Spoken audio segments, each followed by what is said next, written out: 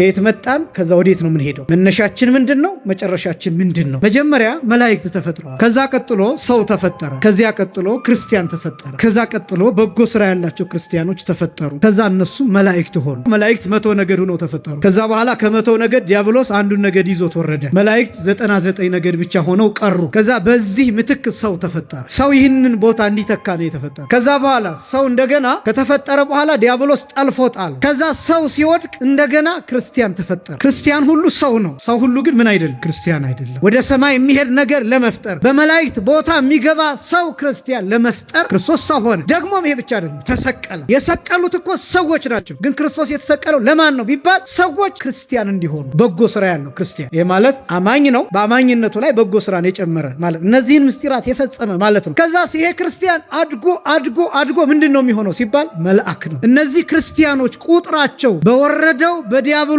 ነገድ ልክ ሲሆን ያን ጊዜ ዓለም ያልፋል። ጥንተ ተፈጥሮ መቼ ተከናወነ ወይም ሰው መቼ ተፈጠረ ቢባል ዓርብ። እንደገና ሰው ክርስቲያን መቼ ተፈጠረ? ዓርብ ዕለት። ለምንድን ነው መላእክት ግን የሚማልዱት ለኛ? ለምንድን ነው ኢየሩሳሌምን ማትምራት እስከ መቼ ነው ብለው የሚለምኑት? ለምን ይመስላችኋል? መላእክት ለምንድን ነው ለኛ የሚላላኩት? ለምን ይመስላችኋል? ቁጥራቸው እንዲሞላ ይፈልጋል። ዋናው ነገር ያመነ የተጠመቀ ይድናል የሚለው ከጉንፋን በሽታ አይደለም። ደግሞ ሌላው መሰረታዊ ከሌሎችም ጋር የምንለያይበት ሌላኛው ጉዳይ ይሄ መዳን ከኩላሊት በሽታ መዳን አይደለም፣ ከጉንፋን በሽታ መዳን አይደለም። ከሆነ በሽታ ፈውስና ድህነት ሁለቱ የተለያዩ ናቸው። ቃል ስጋ ሆነ፣ ቃል ምን ሆነ? ስጋ ሆነ የሚል ቃል ታገኛላችሁ። ይሄ ቃል በቃል ሲገለጥ ረቂቁ ገዘፈ ማለት ነው። የዚህን ትርጉም የት እንደምታገኙት ታውቃላችሁ? ሰው ከውሃና ከመንፈስ ካልተወለደ ቅድም ያልኩት ወደ እግዚአብሔር መንግስት ሊገባ አይችልም። እንዴት ሰው እንዴት ከውሃ ይወለዳል? ሰው እንዴት ከመንፈስ ይወለዳል ብላችሁ ብትጠይቁ መልሱ ምን እንደሆነ ታውቃላችሁ? ቃል ስጋ ሆኗል ነው መልሱ። ረቂቁ ምን ካላልኳችሁ ከገዘፈ ግዙፉ ምን አለ? ረቀቀ። መልሱ ይሄ ነው። እኛ እንዴት እንረቃለን ለሚለው መልሱ እሱ ገዝፎ የለም ወይ? በስመ አብ ወወልድ ወመንፈስ ቅዱስ አሃዱ አምላክ አሜን። ስብሐት ለእግዚአብሔር ኪያነ ዘፈጠረ ከመ ናምልኮ። እንሰግድለት ዘንድ እናመልከው ዘንድ እንገዛለት ዘንድ እናመሰግነው ዘንድ የፈጠረን አምላካችን እግዚአብሔር የባህሪ ምስጋና ለእርሱ ይሁን። ስብሐት ለማርያም እመ አምላክ እግዝእትነ ወመድኃኒትነ። መድኃኒታችን መመኪያችን ለምትሆን ለእናታችን ለንጽሕት ቅድስት ድንግል ማርያምም የጸጋ ምስጋና ለእርሷ ይሁን። ስብሐት ለመስቀለ ክርስቶስ ዕፀ መድኃኒት ኃይልነ ወፀወንነ። ኃይላችን አምባችን መጠጊያችን ጋሻችን ለሚሆን በቀራንዮ ለተተከለ መድኃኒት ለሚባል ለክርስቶስ መስቀልም የጸጋ ምስጋና ለእርሱ ይሁን።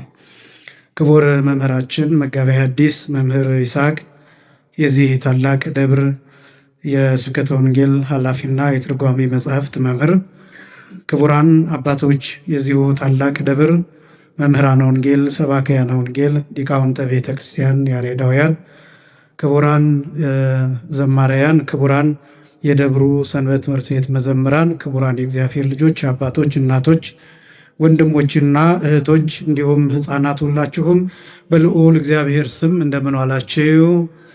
እንደምን አመሻችሁ? አምላካችን እግዚአብሔር በዚህ ዕለት በዚህ ሰዓት በዚህ ቅዱስ ቦታ ተገኝተን ቅዱስ እና ሕያው ዘላለማዊ የሆነውን ቃሉን እየሰማን እንድንባረክ ስለፈቀደልን ስሙ ለዘላለም የከበረና የተመሰገነ ይሁን። የሊቃውንት አምላክ የምስጢር ባለቤት የቅዱሳን ፈጣሪ አባቶቻችን አምላክ እግዚአብሔር በመካከላችን ተገኝቶ ምስጢርን ጥበብን እንዲገልጥልን የእርሱ ቅዱስ ፈቃድ ይሆንልን። በቅድሚያ ቃላችሁን ጠብቃችሁ የቤተ ክርስቲያንን መልእክት ሰምታችሁ በቤተ ክርስቲያኒቱ ቅጽር ግቢ ለመገኘት ሳትሰለችሁ በየጊዜው በየሳምንቱ እየተገኛችሁ የእግዚአብሔርን ቃል ለምትሰሙ ለሁላችሁም እግዚአብሔር ጸጋውንና በረከቱን ያድላችሁ። ከዚህ በፊት ስርዓተ ቤተ ክርስቲያን በሚል ርዕስ በተከታታይ ለ6 ሳምንታት የነቢያት ጾም ላይ እንደተመለከትን ታስታውሱ ይሆናል። ይህም 7 ምስጢራተ ቤተ ክርስቲያን ነው ከዛሬ ጀምሮ ለተወሰኑ ሳምንታት የምንማረው። ይህም በዛው በስርዓተ ቤተ ክርስቲያን ስር ነው የሚካተተው። ነገር ግን ያው 7ቱ ምስጢራተ ቤተ ክርስቲያን በሚል ርዕሰ ጉዳይ ቆይታ እናደርጋለን። ያው አብይ ክፍሉ ወይም አብይ ስልጠናው የስርዓተ ቤተ ክርስቲያን ትምህርት ሆኖ ነገር ግን 7ቱ ምስጢራተ ቤተ ክርስቲያን ብቻ በሚል በተከታታይ እነዚህን እንመለከታለን። በእርግጥ ያለን ጊዜ አብይ ጾም ላይ ምናልባት እንደ እግዚአብሔር ፈቃድ ከዛሬ ጀምሮ 5 አካባቢ የሚሆኑ ሳምንታት ናቸው የሚኖሩን። 5 ረቡዕ ወይም 5 ቀናት ማለት ነው። በእነዚህ በ5ቱም ቀናት 7ቱን ምስጢራተ ቤተክርስቲያን ተምሮ መጨረስ ሊከብድ ይችላል። ስለዚህ እኔ ያሰብኩት ምንድነው ቢያንስ ዋና ዋና የሚባሉትን 4ቱን ምስጢራተ ቤተክርስቲያን እነሱን እንመለከታለን።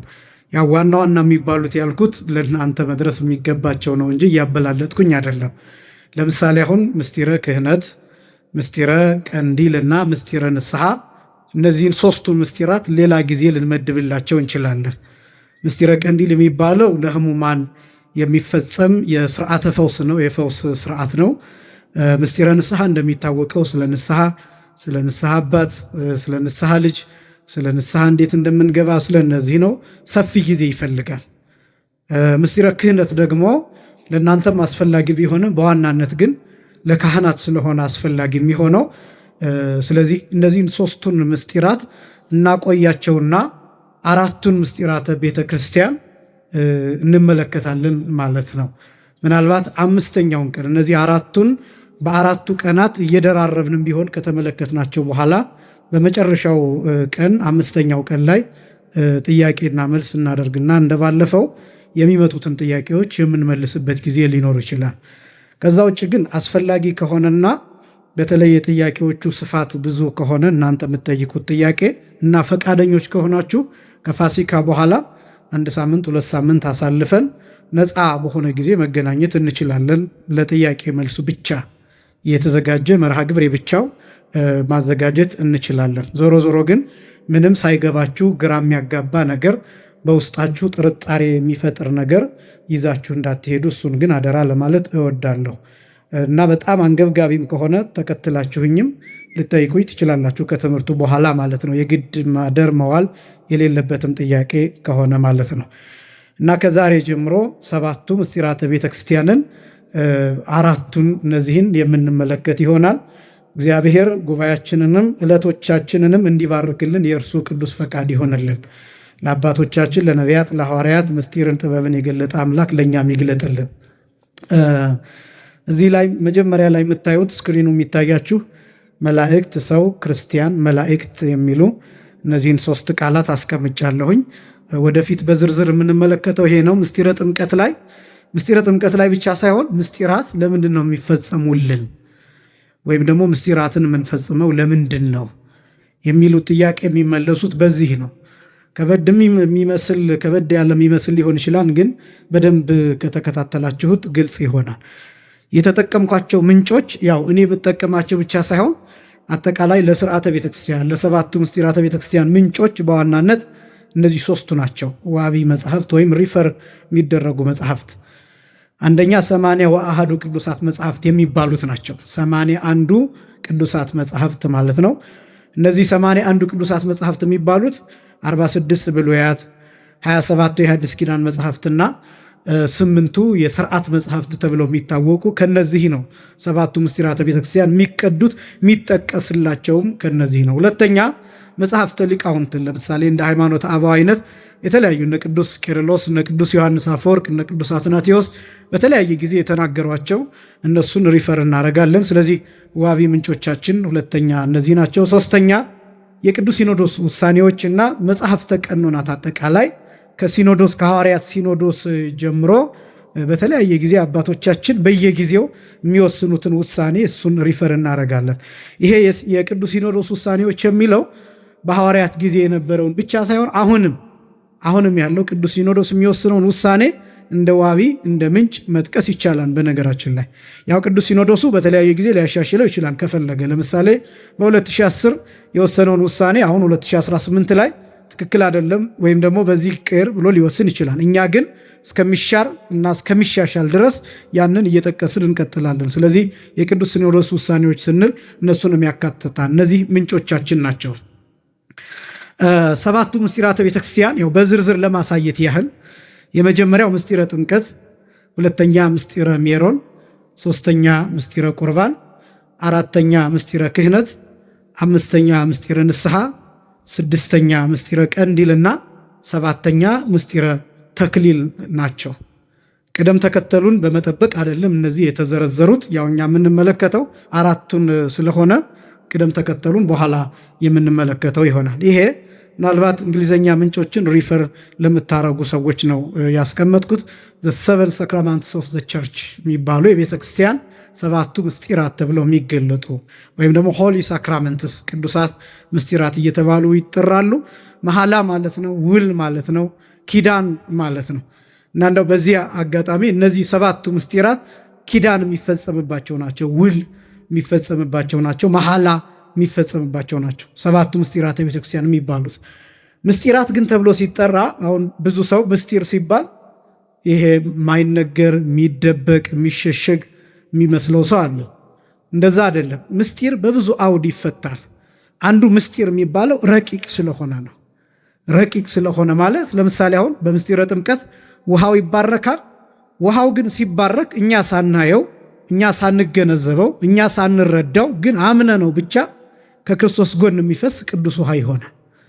ይኸውን ረቂቅ እንዴት ይሆናል ብላችሁ ካህኑንም ብትጠይቁት ፓትርያርኩንም ብትጠይቁ ማስረዳት የሚችል ማንም የለም። ምስጢረ ቁርባንን ብትመለከቱ ህብስቱ ተለውጦ ሥጋው ለእግዚአብሔር ይሆናል፣ ወይኑ ተለውጦ ደሙ ለእግዚአብሔር ይሆናል። እንዴት ብላችሁ ዲያቆኑንም ቄሱንም ፓትርያርኩንም ብትጠይቁ እንዴት እንደሆነ ማስረዳት የሚችል ማንም የለም፣ የበቁ ቅዱሳንም ቢሆኑ። ስለዚህ እነዚህ ምስጢራት ናቸው፣ ረቂቅ ናቸው። ምስጢር የሚባለው ለዚህ ነው። አንደኛ። ሁለተኛ እነዚህ ሰባቱን ምስጢራት በምንፈጽምበት ጊዜ ወደ ሌላ ነገርነት እንለወጣለን። ይሄ የሰውነታችን ማንነት ሳይቀየር ወደ እግዚአብሔር ልጅነት ወደ ቅዱስነት እንቀየራለን፣ እንለወጣለን። ይህን ማስረዳት የሚችል የለም። ልክ ምን እንደማለት መሰላችሁ? ለምሳሌ ስልኮቻችንን አንስተን ከዋይፋይ ጋራ ኮኔክት ብናደርግ ወይም ዳታ ብናበራ ከዓለም ጋራ ኮኔክትድ እንሆናለን። በዛ ቅጽበት ግሎባላይዝድ እንሆናለን። ግን ስልካችን ዝግ በነበረበት ሰዓት፣ ዋይፋይ ባልከፈትንበት ሰዓት፣ ዳታ ባላበራንበት ሰዓት ግን ብቻችንን ያለ ነው። ከኢንፎርሜሽን ሩቅ ነው። ዓለም ምን እየሆነ እንደሆነ አናውቅ። ልክ ግን ከስልካችን ከኮምፒውተራችን ከሌላውም የኤሌክትሮኒክስ መሳሪያዎቻችን ጋራ መረጃዎቹን ኮኔክት ማድረግ ስንጀምር ከመስኮቱ እንወጣና ባህር ውስጥ እንገባለን፣ የዓለም ውቅያኖስ ውስጥ እንገባለን። ጥምቀት ማለት እንደዛ ነው። ምስጢራት ማለት እንደዛ ናቸው። ልክ ምስጢራትን ስንሳተፍ አሁን ከምናየውና ከምንረዳው ማንነት ወጥተን ሰማያዊ ማንነት፣ መንፈሳዊ ማንነት፣ ዘላለማዊ ማንነት፣ የተቀደሰ ማንነት፣ የረቀቀ ማንነት ይኖረናል። እንዴት እንደሆነ ግን ማሳየት አይቻልም። በዚህ ምክንያት ምስጢር ይባላል እና ሰባቱን ምስጢራተ ቤተክርስቲያን መፈጸም የሚባለው ምስጢራት ተብለው የሚጠሩበት ምክንያት ይሄ ነው። ስለዚህ ሰባቱ ምስጢራተ ቤተክርስቲያን እነዚህ ናቸው።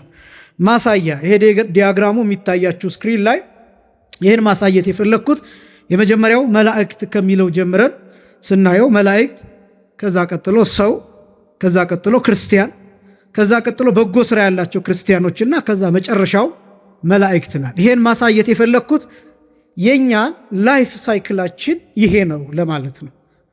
የኛ የህይወት ዑደት የሚባለው ይሄ ነው። ከየት መጣን? ከዛ ወዴት ነው የምንሄደው? መነሻችን ምንድን ነው? መጨረሻችን ምንድን ነው? መጀመሪያችን ምንድን ነው? ከዛ ማለቂያው ምንድን ነው? አድራሻው ምንድን ነው የሚለውን ለማሳየት ነው። ልብ ብላችሁ ስሙኝ እጠይቃለሁኝ። መጀመሪያ መላእክት ተፈጥረዋል። ከዛ ቀጥሎ ሰው ተፈጠረ። ከዚያ ቀጥሎ ክርስቲያን ተፈጠረ። ከዛ ቀጥሎ በጎ ስራ ያላቸው ክርስቲያኖች ተፈጠሩ። ከዛ እነሱ መላእክት ሆኑ። እደግመዋለሁ። መጀመሪያ መላእክት ተፈጠሩ። ከዛ ቀጥሎ ሰው ተፈጠረ። ከዛ ቀጥሎ ክርስቲያን ተፈጠረ። ከዛ ቀጥሎ በጎ ስራ ያላቸው ክርስቲያኖች ተፈጠሩ። ከዛ እነዚህም መላእክት ሆኑ። እነዚህን ቃላት የፈለግኩት ግራ እንድትጋቡባቸው፣ ከዛ እንድትጨነቁባቸው፣ ከዛ እንድታሰላስሏቸው፣ ከዛ ግን እንድትገረሙባቸው ነው የፈለግኩት። እንደምታገኙት እርግጠኛ ስለሆንኩኝ መጀመሪያ መላእክት ተፈጠሩ። ከዛ ሰው ተፈጠረ። ከዛ ክርስቲያን ተፈጠረ። ከዛ በጎ ስራ ያላቸው ክርስቲያኖች ተፈጠሩ። ከዛ እነዚህ መላእክት ሆኑ። መጨረሻው መላእክት መሆን ነው። መነሻው መላእክት መሆን ነው። መላእክት ሲፈጠሩ 100 ነገድ ሆነው ነው የተፈጠሩት። እንደሚታወቀው ሁልጊዜ እንደሚነገረው 100 ነገድ ሆነው ተፈጠሩ። ነገር ግን ከ100 ነገድ መካከል ሳጥናኤል አሐዜ መንጠላይት ቅሩበ እግዚአብሔር ሆኖ ተፈጠረ። ሁልጊዜ እንደሚነገረው መጋረጃ ያዢ የእግዚአብሔር ባለሟል ሆኖ ነው የተፈጠረው። ቅርብ ሆኖ ነው የተፈጠረው። አሁን መጋረጃ ያዢ ሲባልም እግዚአብሔር በሆነ መጋረጃ በጨርቅ መጋረጃ ምናምን የሚጋረድ ሆኖ አይደለም፣ ቅርብ ለማለት ነው፣ ባለሟል ለማለት ነው። እና ባለሟል ነበር ዲያብሎስ። ነገር ግን እኔ ፈጠርኳችሁ ብሎ በመናገሩ ምክንያት ለመመለስም ፈቃደኛ ባለመሆኑ ምክንያት አንዱን ነገድ ይዞት ወረደ ዲያብሎስ። ስለዚህ 100 የነበረው ስንት ቀረ? 99 ቀረ ማለት ነው። አንዱን ነገድ ይዞት ወረደ ሲባል ግን ሙሉ አንድ ነገድ አይደለም የወረደው። ከአንድ ነገድ እግዚአብሔር የሚያውቀው ቁጥር ተከፍሎ ነው የወረደው። ስለዚህ 99 ነገድ ከምናምን ብቻ ቀሩ፣ ሌላው ግን ወረደ። ከዛስ ምንድን ነው የሆነው? በዚህ ቦታ ሰው ተፈጠረ። ደግሞ አለው መላእክት 100 ነገድ ሆነው ተፈጠሩ። ከዛ በኋላ ከ100 ነገድ ዲያብሎስ አንዱን ነገድ ይዞት ወረደ። መላእክት 99 ነገድ ብቻ ሆነው ቀሩ።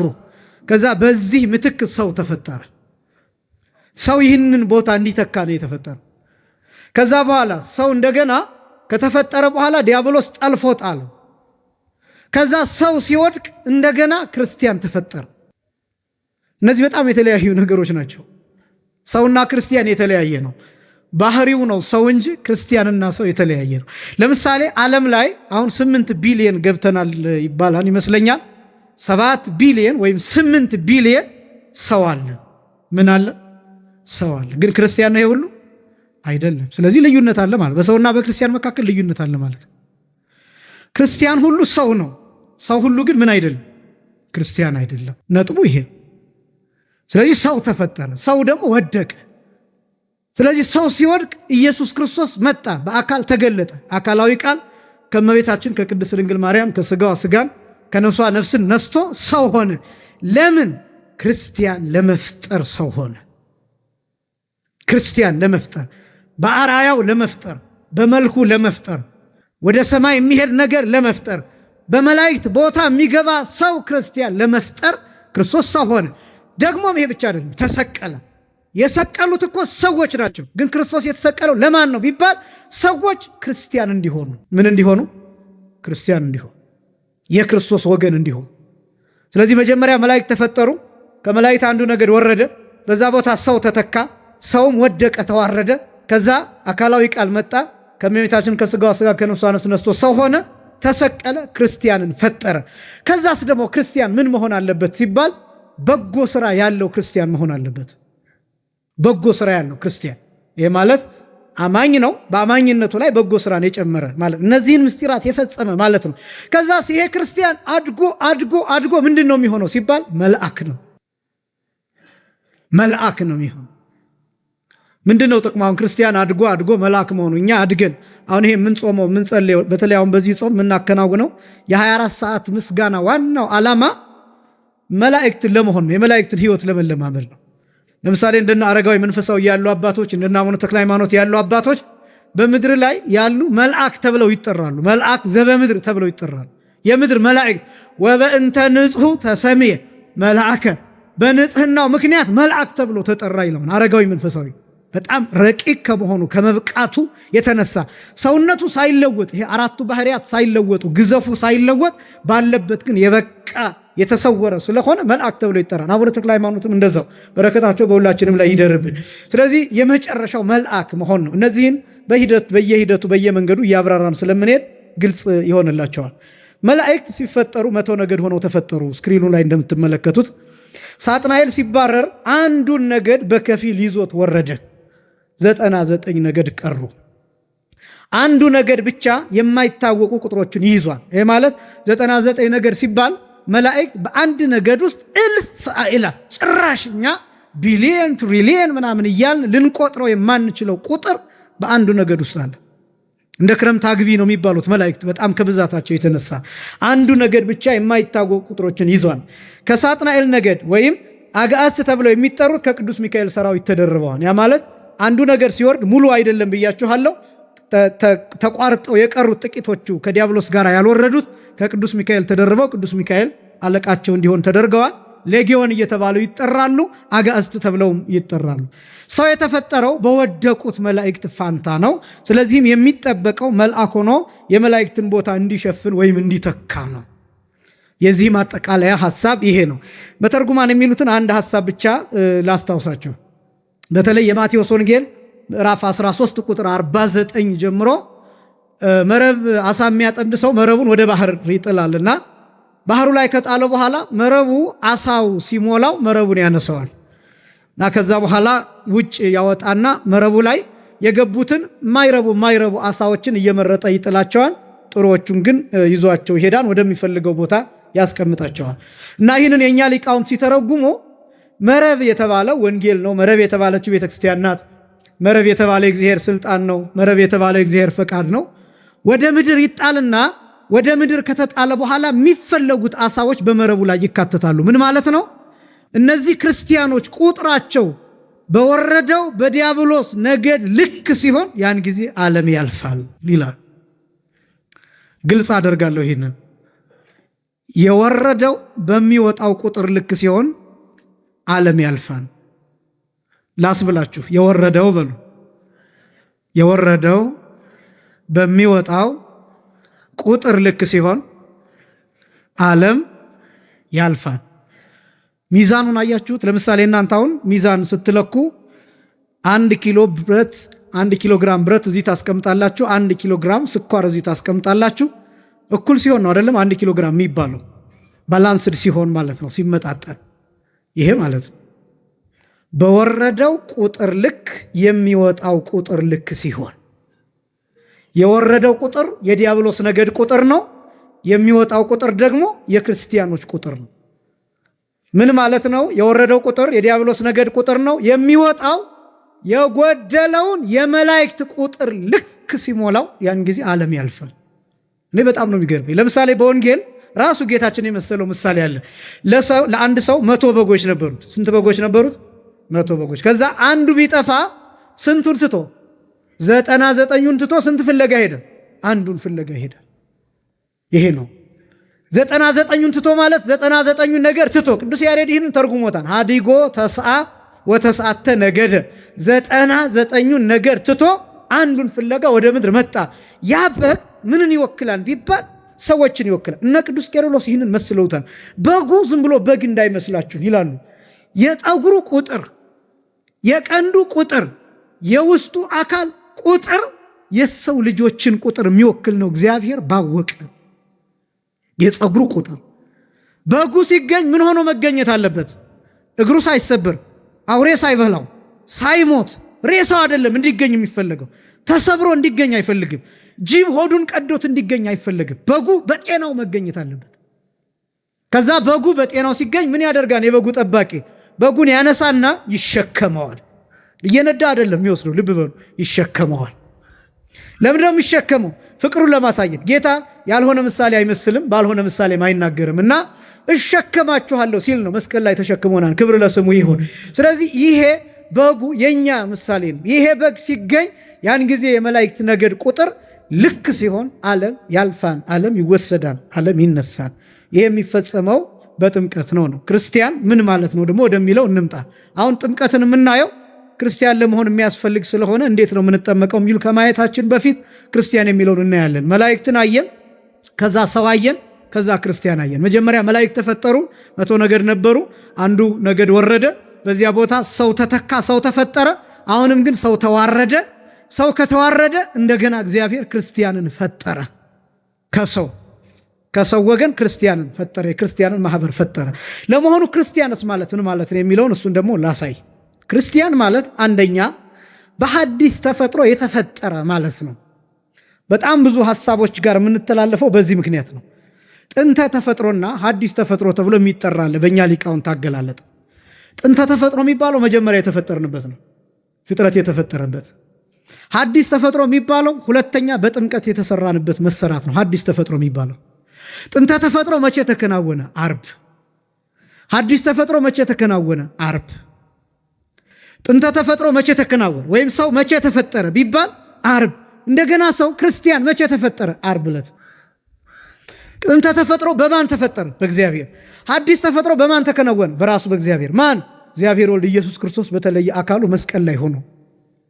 በጥንተ ተፈጥሮተ ጊዜ ምን ተከናውኗል? የሰው ስጋ፣ አጥንት፣ ጅማት፣ እነዚህ አራቱ ባህሪያትና ከዛ የነፍስ 3 ጠባያት ተገናኝተዋል።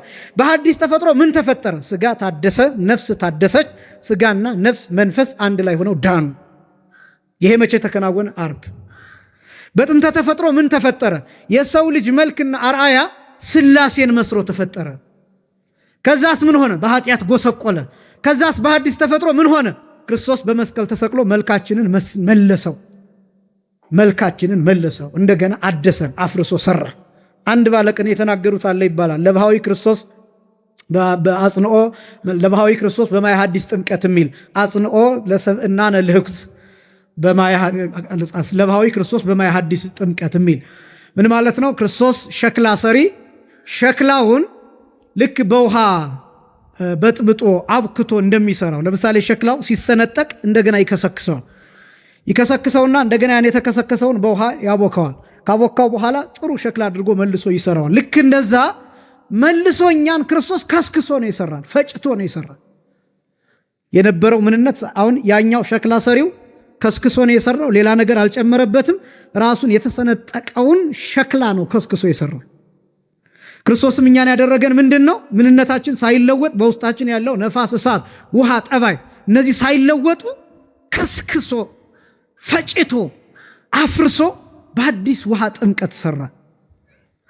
ይሄ ነው ምንነታችን ሳይለወጥ፣ ሰውነታችን ሳይለወጥ ራሱ በአዲስ ተፈጥሮ ይሄ ተከናወነ። ስለዚህ ክርስቲያን ማለት በአዲስ ተፈጥሮ የተፈጠረ አንደኛው። ሁለተኛ ክርስቲያን ማለት ክርስቶስን የሚመስል ማለት ነው። ክርስቲያን ማለት አሁን በፊት የምንናገረው እግዚአብሔርን የሚመስል ብለን ነው የምንናገረው። ክርስቶስን መምሰልም እግዚአብሔርን መምሰል ነው፣ አብን መምሰል ነው፣ መንፈስ ቅዱስን መምሰል ነው። ግን ክርስቶስን መምሰል የሚለው የተለየ የሚያደርገው ምንድን ነው? አብ አልበላም፣ የመብላት ባህሪም የለውም፣ የመጠጣት ባህሪም የለውም። ክርስቶስ ግን ስጋንና ነፍስን በመዋሃዱ ምክንያት በልቷን ጠጥቷን የመብላትን የመጠጣትን ባህሪ ገንዘብ አድርጓል። በዚህ ምክንያት ተርቧን ክርስቶስ፣ በዚህ ምክንያት ደክሟን ክርስቶስ። ገዳማውያን በረሃብ ይመስሉታል፣ በመጎሳቆል ይመስሉታል፣ በመንከራተት ይመስሉታል፣ በመጸለይ እንመስለዋለን፣ በመስገድ እንመስለዋለን፣ ጾሟን በመጸለይ እንመስለዋለን፣ አብነት እናደርገዋለን። ክርስቲያን ማለት እንደሱ ነው፣ ክርስቶስን የሚመስል በአዲስ ተፈጥሮ የተፈጠረ ሁለተኛ ክርስቶስን የሚመስል። ሶስተኛ ክርስቲያን ማለት ዳግም ልደት ያለው፣ ሁለተኛ ልደት ያለው። ለምንድን ነው ይህን መጥቀስ ያስፈለገው ቢባል ሰው መጀመሪያ ከእናቱ ከአባቱ ይወለዳል፣ ሁለተኛ ደግሞ ከእግዚአብሔር ይወለዳል። ይህን የሚወለደው ክርስቲያን ብቻ፣ ሁለተኛ ልደት ያለው ክርስቲያን ብቻ ነው። ስለዚህ ክርስቲያን ማለት አንደኛ በአዲስ ተፈጥሮ የተፈጠረ፣ ሁለተኛ ክርስቶስን የሚመስል፣ ሶስተኛ ዳግም ልደት ያለው። አራተኛ ክርስቲያን ማለት ከሳጥናኤል ጋር ወደ እንጦርጦስ የወረዱትን መላእክት ቁጥር የሚተካ ማለት ነው። አንድ ነፍስ በአንድ ቀን በ40 ቀን በ80 ቀን ወይም ከዛ ውጭ በሆነ ወደፊት እንደምናየው በሚጠመቅበት ሰዓት ቁጥሩ ከመላእክት ይሆናል። ከዛስ በመላእክት ዘንድ ማህሌት ይቆማል፣ በመላእክት ዘንድ ወረብ ይወረባል፣ በመላእክት ዘንድ ምስጋና ይደረጋል። ራሱ ጌታ የተናገረ በሉቃስ ወንጌል ምዕራፍ 15 ከቁጥር 10 ጀምሮ የተገለጠው በንስሐ ከማያስፈልጋቸው ከ99 ጻድቃን ይልቅ ንስሐ በሚገባ በአንድ ኃጢአተኛ በሰማይ ታላቅ ደስታ፣ በመላእክት ዘንድ ታላቅ ደስታ ይደረጋል። በመላእክት ዘንድ ምን ይደረጋል? ታላቅ ደስታ ይደረጋል። ማህሌት ይቆማሉ መላእክት። ለምንድን ነው መላእክት ግን የሚማልዱት ለኛ? ለምንድን ነው ኢየሩሳሌምን ማትምራት እስከ መቼ ነው ብለው የሚለምኑት? ለምን ይመስላቸዋል? መላእክት ለምንድን ነው ለኛ የሚላላኩት? ለምን ይመስላቸዋል? ቁጥራቸው እንዲሞላ ይፈልጋል። ቁጥራቸው ይሄ 99 ነገድ የሚለው 100 እንዲሆን። 100 የሚሞላው መቼ ነው? እኛ ንስሐ ስንገባ፣ እኛ ስንጠመቅ፣ እኛ የእግዚአብሔር ልጆች ስንሆን፣ ስንቆርብ፣ ስጋውን ደሙን ስንቀበል፣ ያን ጊዜ መላእክት ደስ ይላቸዋል። ለምን? ያን ቁጥር እየሞላ ነው ስለምንሄድ። ስለዚህ ክርስቲያን ማለት ይሄን ቁጥር የሚሞላ ማለት ነው። አንድ ነፍስ በተጠመቀ ቁጥር በአንድ ቁጥር እያደገ፣ ሁለተኛው ሲጠመቅ በሁለት ቁጥር እያደገ እስከ ዓለም ፍጻሜ ድረስ ይቀጥላል። የመጨረሻው ክርስቲያን ማለት ዓለም የምታልፈው ይህ ከሳጥናኤል ጋር የወረደው የመላእክት ቁጥር ወደ መንግሥተ ሰማያት በሚገቡ ክርስቲያኖች ቁጥር ሲተካ ነው። ክርስቲያን ማለት ይህንን የሚተካ በዚህ ቁጥር የሚገባ ነው። ክርስቲያን ማለት ይሄ። ከዛ ቀጥሎ ነው እንግዲህ ወደ ምስጢረ ጥምቀት የምንመጣው። ምክንያቱም አሁን ክርስቲያን መሆን ይሄ ነው። ትርጉሞቹን አየን። ክርስቲያን ለመሆን ምን ያስፈልጋል? ምስጢረ ጥምቀትን ማየት የሚቻለው ከዚህ ቀጥሎ ነው። አሁን አንዳንድ ነገሮችን ዝም ብለን ደርሰን ልክ ይሄ የጅብ ችኩል ቀንድ ይነክሳል እንደሚባለው ደርሶ ቀንድ ከመንከስ የአንድ ነገር መግቢያው ምንድን ነው፣ መነሻው ምንድን ነው የሚለውን ከማሳየት አንጻር ነው። ቪዲዮዎች አሉ ይቀመጣሉ። እንደው ግልጽ ያልሆነ እንኳን ቢሆን እዛ ላይ መመልከት ይቻላል። ከዛ ውጭ መጋሄድስ መምህር ይስሐቅ እንደተናገሩት መጨረሻ ላይ ደግሞ ስላይዱን ስለምንሰጣችሁ ደጋግማችሁ ታዩታላችሁ። ደግሞ ያልገባችሁም ከሆነ ደግሞ ካለ የጥያቄዎች ሁኔታ ስለሚመቻችሁ፣ ስለዚህ ሐሳቡን በዚህ መልኩ እንድትከተሉት ስለምፈልግ ነው። የመጀመሪያ መላእክትን አየን። ከዛ ቀጥሎ ሰው ተፈጠረ አልን በመላእክት ቦታ በጎደለው። ከዛ ደግሞ ሰው ወረደ ተዋረደ፣ በሰው ላይ ደግሞ ከሰው ክርስቲያን ተፈጠረ። ክርስቲያን ማለት ምን ማለት እንደሆነ አየን። ክርስቲያን ለመሆን ምን ያስፈልጋል ቢባል 3 ነገሮች ያስፈልጋሉ። አንደኛው ማመን ያስፈልጋል። ሁለተኛው መጠመቅ ያስፈልጋል። ሶስተኛ ክርስቲያናዊ ስራ መስራት ያስፈልጋል። ክርስቲያን ለመሆን ነው፣ ለመምሰል አይደለም፣ ለመሆን ነው። ክርስቲያን የሚባለው የትኛው ነው? ክርስቲያን የሚባለው በየትኛው መስፈርት ሲያልፍ ነው? ክርስቲያን ብለን የምንጠራው ክርስቲያን ተብለን የምንጠራው በየትኛው መስፈርት ሲያልፍ ነው? አንደኛ ማመን፣ ሁለተኛ መጠመቅ፣ ሶስተኛ ክርስቲያናዊ ስራ መስራት። አሁን ማመን የሚለው ዴፊኒሽኑን ብቻ ነው የማስቀምጠው። ምክንያቱም ማመን የሚለውን ለማሳየት የነገር ሃይማኖት የትምህርት ሃይማኖት ትምህርት ይፈልጋል። የመጀመሪያው የትምህርት መሰረት የሚባለው ይሄ ነው። ማመን የሚለውን ለማብራራት የትምህርት ሃይማኖት ኮርስ መሆን አለበት፣ የነገር ሃይማኖት ኮርስ መሆን አለበት። ማመን 2 ነገሮችን ነው። አንደኛ በስላሴ አንድነት እና ሶስትነት አንደኛው፣ ሁለተኛው በእግዚአብሔር ወልድ ሰው መሆን ወይም በምስጢረ ስጋዌ ማመን። እምነት የሚባለው ይሄን፣ ሃይማኖት የሚባለው ይሄን። እደግመዋለሁ። የመጀመሪያው በስላሴ አንድነት ሶስትነት፣ ሁለተኛው በምስጢረ ስጋዌ ማመን ወይም ወልደ እግዚአብሔር ሰው እንደሆነ ማመን። ሃይማኖት የሚባለው ይሄ። እነዚህ የሌሉት ሰው አሁን የመጀመሪያው ምስጢረ ስላሴ ነው፣ በስላሴ አንድነት ሶስትነት ማመን ያልኳችሁ። ሁለተኛው ደግሞ ምስጢረ ስጋዌ ነው። የትኛው ምስጢራት አሁን የምናያቸው 7 ምስጢራን ብለን የምናያቸው በእነዚህ 2 ምስጢራት የተጠቀለሉ የተሰቀሉ ናቸው። በእነዚህ 2 ምስጢራት የተጠቀለሉ የተሰቀሉ ናቸው። እነዚህ ምስጢረ ቁርባን፣ ምስጢረ ስጋዌ፣ ምስጢረ ጥምቀት፣ ምስጢረ ትንሣኤ ሙታን እያልን የምናያቸው፣ ምስጢረ ክህነት፣ ምስጢረ ንስሐ፣ ምስጢረ ቀንዲል እያልን የምናያቸው በሙሉ በእነዚህ 2 ምስጢራት የታሰሩ ናቸው። እነዚህ በጣም አዕማደ ምስጢር ተብለው 2ቱ የምስጢር ምሰሶ ተብለው የሚጠሩት ልክ እንደዚህ ኮለን በቀኝና በግራ እንዳለው ልክ እንደዚያ ምሰሶ የሚባሉት እነዚህ ምስጢረ ስላሴና ምስጢረ ስጋዌ ናቸው። እነዚህን የሳተ ሰው ይቅርታ የማይደረግለት ዳይጸ ልሳን ካልሆነ በስተቀር ካልተጸጸተ በስተቀር ንስሐ ካልገባ በስተቀር ይቅርታ የማይደረግለት ተወግዞ የሚለይበት የመጀመሪያው እነዚህ ምስጢራት ናቸው። እነዚህን የማያምን ሰው ክርስቲያን አይባል። በነገራችን ላይ ከሌሎቹ ከብዙዎች አሁን ከፕሮቴስታንት ወንድሞቻችን ጋር ትልቁ ልዩነት ያለን እዚህ ላይ እምነት ምንድን ነው የሚለው ዴፊኒሽን ላይና ከዛ ቀጥሎ የክርስቶስ ሰው መሆን ላይ። ለምሳሌ እኛ ክርስቶስ ሰው ሆነ ከዛስ አምላክ ነው እንላለን። እነሱስ ሰው ነው የሚሉት። ሰው ብቻ ነው በቃ ብቻ የሚል እምነት ብቻ፣ ኢየሱስ ብቻ፣ ሰው ብቻ፣ መጽሐፍ ቅዱስ ብቻ፣ ጸጋ ብቻ ምናምን እንደዚህ መንፈስ ቅዱስ ብቻ የሚሏቸው እነዚህ ብቻ ብቻ ብቻ የሚሏቸው ነገሮች አሉ። እነዚህ ደግሞ በጣም አደገኛ ኮንክሉዥኖች ናቸው፣ አደገኛ መደምደሚያዎች ናቸው። እና ከብዙዎቹ ጋር የምንለያየው በዚህ ነው። እና ይሄ ግን ጊዜው አይደለም። ለማንኛውም ማመን የሚባለው አንድ ክርስቲያን እነዚህን ማወቅ አለበት። ሕፃናትን በተመለከተ ወደፊት የምናየው ይሆናል።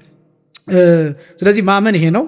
መጽሐፍ ላይ የማርቆስ ወንጌል ምዕራፍ 16 ቁጥር 16 ላይ ያመነ የተጠመቀ ይድናል። ያመነ የተጠመቀ ምን ይላል? ይድናል። ያላመነ ግን ይፈረድበታል። ምን ያላለ ግን? ያላመነ ግን። አሁን ለይቶ ይሄም ወደፊት የምናየው ነው። አሁን ያመነ የተጠመቀ ይድናል ካለ ያላመነ ያልተጠመቀ ግን ይፈረድበታል ለምን አላለም?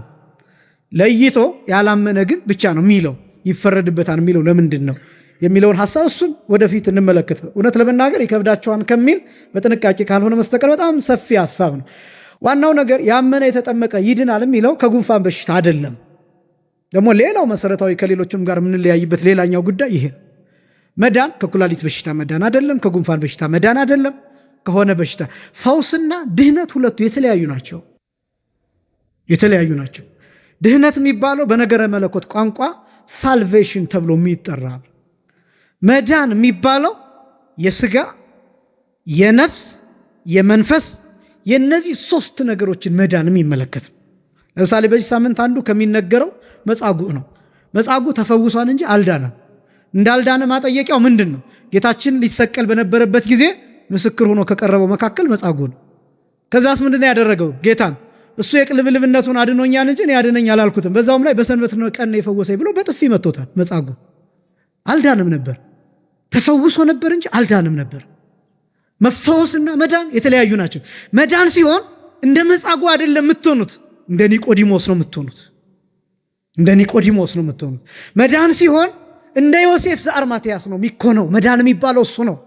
የስጋ የነፍስ የመንፈስ መጠገን ሲሆን፣ ስለዚህ ይሄ ያመነ የተጠመቀ ይድናን የሚለው ጸበል ተጠምቆ ይድናን የሚለውን ሐሳብ አይደለም የሚያሳየው። ጸበል የሚጠመቁ ሰዎች ክርስቲያን ያልሆኑ ሰዎችም ጭምር ጸበል ይጠመቃሉ። ሙስሊሞች ጸበል ይጠመቃሉ፣ አይከለከሉም። በነገራችን ማንኛውም ሰው ጸበል መጠመቅ እፈልጋለሁ ብሎ ቢመጣ አይከለከልም። ጸበል ተጠምቆ ቢፈወስ ምናልባትም ያ ሰው ወደ ሃይማኖት እንዲመጣ እድል ሲሆን ስለሚችል ይሄ ተደረገልኝ ብሎ እንዲመሰክር ጥሩ ሊሆን ስለሚችል ተአምር ሆኖ ስለሚጻፍ አይከለከልም። ስጋው ደግሞ መቀበል ግን አይችልም። የማያምን ሰው ዝም ብሎ ደርሶ ጥምቀትን መጠመቅ አይችልም። ስርዓቱ እስኪደርስ ተምሮ ቤተክርስቲያኒቱ ስትወስንለት ካልሆነ በስተቀር። ስለዚህ እያንዳንዱ እንዴት ነው መዳን የሚለውን እሱንም መረዳት ይፈልጋል። የማርቆስ ወንጌል ምዕራፍ 16 ቁጥር 16 ላይ ያመነ ይላል መጀመሪያ፣ ከዛ ቀጥሎ የተጠመቀ፣ ከዛ ይድናል፣ ያላመነ ግን ይፈረድበታል። ስለዚህ ጥምቀት ለምንድን ነው የምንጠመቅ? ጥምቀት ስንጠመቅስ የሚከሰተው ምንድን ነው በሰውነታችን ውስጥ? አሁን በ40 ቀን በ80 ቀን ሊሆን ይችላል። እሱን ወደፊት እናየዋለን። ስንጠመቅ ስርዓቱን ጨምሮ ቅደም ተከተሉን እሱንም እናሳይ ይሆናል። ግን ጥምቀት ስንጠመቅ በሰውነታችን ውስጥ ምንድን ነው የሚከሰተው? እኛ ምንድን ነው የምንሆነው? ወደ ምንድን ነው የምንለወጠው የሚለውን እሱን ላሳይ። ጥምቀት ለምን እንጠመቃለን? አንደኛ ክርስቶስን ለመልበስ ነው የምንጠመቀው። ክርስቶስን ለመልበስ ነው። ገጠር ያደጋችሁ ካላችሁ፣ እኔ ገጠር ስላደግኩኝ ያውቃለሁ። እባብ በክረምት አይወጣም፣ አይንቀሳቀስም። በክረምት የሚለብሰው ልብስ አለ። በተፈጥሮ አካሉ ላይ የሚሰራለት ልብስ አለ። ብርድ ይከላከልለታል፣ ዝናብ ይከላከልለታል። የሆነ ቦታ ይሆናል፣ አይንቀሳቀስም። ዶርማንት ነው የሚሆነው፣ አክቲቭ አይሆንም በክረምት እባብ እና በክረምት ውስጥ እንደዛ ይሰነብትና ከዛ ግን ልክ ፀሐዩ ሲመጣ፣ መስከረም ሲመጣ፣ ዝናቡ ሲቆም፣ ክረምቱ ሲያልፍ ምን ያደርጋል? ይሄ ድንጋይና ድንጋይ ያለበት ስንጥቅ በዚያ መካከል ራሱን እያጣበቀ ያልፋል። ከዛ ምን ይሆናል? ይሄ ክረምቱን ሙሉ አካሉ ላይ ሲሰራለት የነበረው ቆዳ ነገር እሱ ግፍፍ ብሎ ይወጣል። እኔ ይህን በአይኔ ስላየው፣ ስታዩት የእባቡ ልብስ እባብ ነው የሚመስለው። በጣም ያስደነግጣቸዋል። በርቀት ስትመለከቱ እባብ ነው የሚመስለው። ግን ይሄ ስለሚታወቅ በረኞቹ የገጠር ልጆች በደንብ ስለምናውቅ ምናልባት ልብሱ ሊሆን ይችላል ብለን ቀስ ብለን መጀመሪያ ድንጋይ እንጥላለን። ድንጋይ ስንጥል ከተንቀሳቀሰ እባቡ ነው፣ ስለዚህ እግሬ አውጭኝም። ካልተንቀሳቀሰ ግን ልብሱ ነው ማለት ነው። አሁንም ቀርበን ድንጋይ እንጥላለን። አሁንም ቀስ አድርገን በዱላ በእንጨት እንነካዋለን። ከዛ ስናነሳው ከተነሳ ልብሱ ነው እና በጣም የሚደንቅ ነው። ራሱን ያድሳል። ይህ አሮጌ ማንነቱን ያስወግዳል። አሮጌ አካሉን ያስወግዳል። ከዛ በኋላ ግን በጣም እጅግ በጣም የመስከረም እባብና የቀትር እባብ እጅግ በጣም ከባድ ነው ይባላል። በጣም አክቲቭ ነው የሚሆነው። ተወርውሮ ሰው የሚያጠቃበት አብዛኛውን ጊዜ መስከረምና ጥቅምት አካባቢ ነው እባብ እና ከክረምቱ በኋላ ያን ልብሱን አሮጌነቱን የሚያስወግድበት ነው። መቼስ ጌታ ሲያስተምር እንደምታውቁት እንደ ርግብ የዋህ ከዛስ እንደ እባብ ምን ብልህ ሁኑ ብሎ አስተምሮ፣ አንዱ ብልህነት የእባብ ብልህነት ይሄ። እባብ ብልህነቱ ምንድን ነው? በተፈጥሮ በደመ ነፍስ የነበረውን አሮጌ ማንነት ማስወገድ እና አዲስ መሆን። ግን ይሄን ለማድረግ በቀዳዳ በኩል ማለፍ፣ በሁለት በሚያጣብቁ ድንጋዮች መካከል ማለፍ፣ በጠባብ ቦታ ማለፍን ይፈልጋል። ጥምቀት እንደሱ ነው። ጥምቀት እንደሱ ነው። ለዚህ ነው ጌታ ሲያስተምር ባኡ እንተ ጸባብ አንቀጽ፣ በጠባብ በር ምን በሉ ግቡ። ጥምቀት አንዷ ጠባብ በር ተብላ ምትጠራ። በተለይ ደግሞ ለትልልቆች ሲሆን፣ ለሕፃናቱ አይደለም።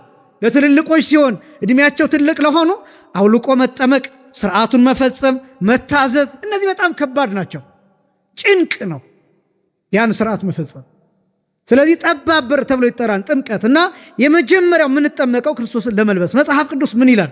ቆላስይስ ምዕራፍ 3 ቁጥር 9ና 10 ላይ፣ ገላትያ ምዕራፍ 3 ቁጥር 27 ላይ ቅዱስ ጳውሎስ አሮጌውን ማንነት አስወግዳችሁ አዲሱን ሰው ልበሱ ይላል። ምኑን ልበሱ? አዲሱን ሰው ልበሱ። አሮጌው ማንነት አስወግዳችሁ፣ የመጀመሪያውን አዳም ማለት ነው።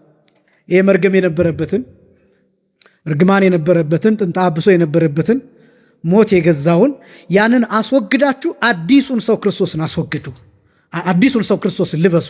አሮጌውን ሰው አስወግዶ ቀጥሎ አሮጌውን የአዳም የኃጢአት ማንነት ማስወገድና ትዕግስትን፣ ፍቅርን፣ ትህትናን ገንዘብ ለማድረግ እንጠመቃለን። ሁለተኛ ትዕግስትን፣ ፍቅርን፣ ትህትናን እነዚህ ነገሮች ሌሎቹ በዚህ ስለሚጠቃለሉ ነው፣ በዚህ ምግባራት ስለሚጠቃለሉ። ሶስተኛው የጌታ ትእዛዝና ትምህርት ስለሆነ እንጠመቃለን። አስቀድሜ የጠቀስኩት ያመነ የተጠመቀ ምን ይላል? ይድናል ብሎ የተናገረው። አራተኛ ዳግም ለመወለድ የዮሐንስ ወንጌል ምዕራፍ 3 ቁጥር 5 ላይ ሰው ከውሃና ከመንፈስ ካልተወለደ ወደ እግዚአብሔር መንግሥት ሊገባ አይችልም። ስለዚህ ዳግም መወለድ አለብን የእግዚአብሔር መንግሥት ለማየት ዘላለማዊ። ያኛው ዘላለማዊ ሕይወት የሚባለው መንግሥተ ሰማያት የሚባለው ረቂቅ ነው። ረቂቅ ስለሆነ ወደዚህ ረቂቅ ማንነት ለመግባት ረቂቅ መሆንን ይፈልጋል። ዘላለማዊ ሕይወት ረቂቅ ነው። መንግሥተ ሰማያት ረቂቅ ነው። መንፈሳዊ ሕይወት ረቂቅ ነው። ስጋው ደግሞ ረቂቅ ነው። እነዚህ ነገሮች ረቂቅ ናቸው። ወደ ረቂቅ ሕይወት ወደ ረቂቅ ምስጢራት ለመግባት ረቂቅ መሆንን ይፈልጋል። ስለዚህ ዳግም መወለድ ሰው ከውሃና ከመንፈስ ካልተወለደ ወደ እግዚአብሔር መንግሥት ሊገባ አይችልም። ይሄ ብቻ ሳይሆን ለስርየተ ኃጢአት በደንብ ልብ ብላችሁ ስሙኝ። ምናልባት ጠንከር የሚለው ደግሞ ይሄ ሊሆን ይችላል። ጥምቀት ለምን እንጠመቃለን የሚለውን ነው እያሳየው ያለሁት። ለስርየተ ኃጢአት እንዲሰረይ በጸሎተ ሃይማኖት ስንጸልይ ትዝ ይላችሁ እንደሆነ ወነአምን በአሐቲ ጥምቀት ለስርየተ ኃጢአት በሚሰረይባት በአንዲት ጥምቀት ምን እንላለን? እናምና። በስንት ጥምቀት? በአንዲት ጥምቀት። ምን በሚሰረይባት? ኃጢአት በሚሰረይባት እናምናለን። አሁን ስርየተ ኃጢአት የሚባለው ምንድን ነው የሚለው ሁለት ነገሮችን ያሳያል። አንደኛው ከቁራኝነት መላቀቅ ነው። ኃጢአት የሚሰረይባት የሚባለው ልብ በሉ። ከቁራኝነት መላቀቅ ማለት አንድ ሰው ሲጠመቅ ምርጫ መረጠ ማለት ነው። ለምሳሌ በመንግስት ስርዓት አንድ ሰው የምርጫ ካርድ ወስዶ የሚፈልገውን ፓርቲ ሲመርጥ ምርጫውን አሳየ። ስለዚህ እንደየ ሁኔታው ያ አብላጫ ድምፅ ያገኘው መንግስት ይሆናል፣ መሪ ይሆናል። ዞሮ ዞሮ ግን ያ ግለሰብ ምርጫውን አሳየ። ጥምቀት ማለት ከዲያብሎስና ከእግዚአብሔር መምረጥ ማለት ነው። እየሰማችሁኝ ነው? ከዲያብሎስና ከእግዚአብሔር መምረጥ ማለት ማን ይሻለኛል ብሎ መምረጥ ማለት ነው። አሁንም የህፃናት ጥያቄ እንደሚነሳ ግልጽ ነው። ህፃናት ታዲያ እንደዚህ ከሆነ የምርጫ መብት ላይ ገና አልደረሱም ሊባል ይችላል። ለህፃናት ምን መርጥላቸው እኛ ነን። ምክንያቱም የሚበሉትን የሚመርጡት እነሱ ናቸው ወይስ እኛ ነን? እኛ። የሚጠጡትን ወተት የምንመርጥላቸው እኛ ነን አይደለም? የሚሆናቸው ይሄ ነው። ልብሱን የምንመርጥላቸው፣ አልጋ የምንመርጥላቸው እኛ ነን። ካደጉ በኋላ ነው። ልክ እንደዛ ሁሉ የሚጠቅማቸውን የሚበጃቸውን እኛ እንደምናደርግ ሁሉ በመንፈሳዊ በሃይማኖትም እኛ እንመርጥላቸዋለን። ካደጉ በኋላ እኮ ምርጫቸው እንደተጠበቀ ነው። በነገራችን ላይ ነፃ ፈቃድ እኮ አለ፣ አይጠፋም። ነፃ ፈቃድ በጥምቀት አይጠፋም። በነገራችን ላይ ወደፊት እንመለከተዋለን። ስለዚህ ስርየተ ኃጢአት የሚባለው የመጀመሪያው ከቁራኝነት መላቀቅ ነው። ይሄ ማለት ከቁራኝነት መላቀቅ ማለት ከዲያብሎስ አገዛዝ ከሰይጣን አገዛዝ ነፃ መሆን ማለት ነው። ይሄ ብቻ ግን አለ እንደው ይሄ ይከብዳችሁ እንደሆነ እጨነቃለሁ፣ ግን በጣም ይሄን ብትረዱት እጅግ በጣም ደስ ይለኛል። እንዲህ ይላሉ ሊቃውንቱ ወበጥምቀተ ክርስትና ይከውን ሰብ አግአዜ ፍጹመ እምቅኔተ ሰይጣን ወእም ስልጣነ ዲያብሎስ ወአጋንንቲሁ ርኩሳን ይላል። ወበጥምቀተ ክርስትና ማለት በክርስትና ጥምቀት ሰው ነፃ የወጣ ይሆናል ይላል። ልብ በሉ፣ ነፃ የወጣ ይሆናል ከምን? እምቅኔተ ሰይጣን ከሰይጣን አገዛዝ፣ ወእም ስልጣነ ዲያብሎስ ከዲያብሎስ ስልጣን ነፃ የወጣ ይሆናል። በምን? በክርስትና ጥምቀት። ከዛስ ወእም አጋንንቲሁ ርኩሳን ከረከሱ አጋንንት ከነዚህ ሁሉ ነፃ ይወጣል። በምን? በክርስትና ጥምቀት። አንደኛ ከሰይጣን አገዛዝ፣ ሁለተኛ ከዲያብሎስ ስልጣን፣ ሶስተኛ ከርኩሳን አጋንንት። ከነዚህ ከሶስቱ ነገሮች ነፃ ይሆናል። ሰይጣን፣ ዲያብሎስ፣ አጋንንት የሚባሉት የየራሳቸው ትርጉም አላቸው። አጋንንት ተብለው የሚጠሩት ሰዎችም ጭምር ናቸው። በነገራችን ላይ ሰው ራሱ ጋኔን ተብሎ ይጠራል። ልቡሳነ ስጋ ተብለው የሚጠሩ አሁን ስለዚህ ለማብራራት ጊዜ የለም፣ ሰዓቱም አይደለም፣ የስልጠናውም ክፍል አይደለም። እና አጋንንት የሚባሉት ሰዎችም ጭምር አጋንንት ይባላሉ። ሰምታችሁ ታውቃላችሁ? አቡነ ተክለ ሃይማኖት ጋኔኑን ምን አደረጉት? ዲያቆን አደረጉት ሲባል ሰምታችሁ ታውቃላችሁ? ጋኔኑ ሰው ነው እንጂ ጋኔነ በቁሙ። ለምሳሌ ቅዱስ ጴጥሮስን ጌታ አንተ ሰይጣን ከወደ ኋላ ይሂድ ብሎታል አይደለም? ጴጥሮስ ሰይጣን ነው አይደለም? ሰይጣን ተብሎ የሚጠራው ባላጋራ ለማለት መስተጻረር፣ መስተቃረን ተቃራኒ የሆነ የበጎ ነገር ተቃራኒ የሆነ ነገር በሙሉ ሰይጣን ተብሎ ይጠራን እንጂ በቁሙ ዲያብሎስን ብቻ አይደለም ሰይጣን ብለን የምንጠራው። እና የሱ ሰራዊት የሱ ተከታዮች ከሆኑት ሁሉ ነፃ ይወጣል ይልና እስመ መንፈሰ ክርስቶስ ይላል ይቄድሶ ለሰብ ዘተወልደ በፍቶተ ልደት ዘስጋ ወይሬስዮ አምሳለ ስጋ ስብሃቲሁ ለቃል ዘተወልደ ዘእንበለ ፍቶት ይላል። እኔ በጣም ነው የሚገርመኝ ይሄ ክርስትና ጥምቀት የሚባለው በምንጠመቅበት ጊዜ ጥምቀቱ የሚያደርገን በስጋ ሩካቤ፣ በስጋ ፈቃድ፣ በስጋ ስራ፣ በስጋ ምኞት የተወለደውን ሰው ያለ ሩካቤ የተወለደውን የክርስቶስን አምሳል አካል ያደርገዋል ይላል ጥምቀት። እደግመዋለሁ። በክርስትና ጥምቀት ሰው ከሰይጣን አገዛዝ ከዲያብሎስ ስልጣን ከረከሱ አጋንንት ነፃ ይሆናል። ነፃ ከሆነ በኋላ ያ ሰው ምን ይሆናል? ያ ክርስቲያን ምን ይሆናል ሲባል የሚጠመቀው የልጅነት ጥምቀት በስጋ ፍቃድ ከተወለደበት ስልጣን ይለየውና ክርስቶስ ያለ ሩካቤ ያለ ዘር የተወለደበትን ልደት በመንፈስ ቅዱስ ይሰጠዋል። ክርስቶስ የተወለደበትን የልደት ሁኔታ ይሰጠዋል። ይህንን ላሳያችሁ ትንሽ እዚች ላይ ብቻ ጊዜ ልፈጅ ይችላለሁ። ለምሳሌ የዮሐንስ ወንጌል ምዕራፍ 1 ቁጥር 14 ላይ ቃል ስጋ ሆነ የሚል ታገኛላችሁ። ቃል ስጋ ሆነ፣ ቃል ምን ሆነ? ስጋ ሆነ የሚል ቃል ታገኛላችሁ። ይሄ ቃል በቃል ሲገለጥ ረቂቁ ገዘፈ ማለት ነው። የዚህን ትርጉም የት እንደምታገኙት ታውቃላችሁ? ሰው ከውሃና ከመንፈስ ካልተወለደ ቅድም ያልኩት ወደ እግዚአብሔር መንግሥት ሊገባ አይችልም። እንዴት ሰው እንዴት ከውሃ ይወለዳል? ሰው እንዴት ከመንፈስ ይወለዳል ብላችሁ ብትጠይቁ መልሱ ምን እንደሆነ ታውቃላችሁ? ቃል ስጋ ሆኗል ነው መልሱ። ቃል ስጋ ሆኗል። ሰው ከውሃና ከመንፈስ ተወለደ ማለት ምን ማለት ነው? ረቀቀ ማለት ነው። የትኛው? ግዙፉ ምን ሆነ? ረቀቀ። ይሄ ግዙፍ አካሌ በጥምቀት ረቀቀ፣ በልጅነት ጥምቀት ረቀቀ፣ በዳግም ልደት ረቀቀ፣ በእግዚአብሔር ቃል ኃይል ረቀቀ። እንዴት ነቃ ጥበብ የሚባል ሰው፣ መምህር ይስሐቅ የሚባሉ ሰው፣ አባ ወልደ ሥላሴ የሚባሉ ሰው እንዴት በልጅነት ረቀቁ ብላችሁ ብትጠይቁ መልሱ ቃል ስጋ ሆኗል። ረቂቁ ገዝፏል። ረቂቁ ከገዘፈ ግዙፉም ረቀቀ። ረቂቁ ምን ካላልኳቸው ከገዘፈ ግዙፉ ምን አለ? ረቀቀ። መልሱ ይሄ ነው። እኛ እንዴት እንረቃለን ለሚለው መልሱ እሱ ገዝፎ የለም ወይ? ያ የማይጨበጠው ያ የማይዳሰሰው ያ የማይታየው አካላዊ ቃል ያ ረቂቅ ቃል ያ በአጭር ቁመት በጠባብ ደረት ተወስኖ ታየ አይደለም ወይ? ተበላ አይደለም ወይ? ተጠጣ አይደለም ወይ? ተዳሰሰ አይደለም ወይ? ተገረፈ አይደለም ወይ? በቡጢ ተመታ አይደለ ወይ? ራቁቱን መስቀል ላይ ተሰቀለ አይደለ ወይ? ደም ፈሰሰው አይደለ ወይ? ስጋ ተቆረሰ አይደለ ወይ? በጲላጦስ ፊት ቆመ። የሄሮድስ ወታደሮች ሰበቱበት አይደለ ወይ? ምን ሆኖ?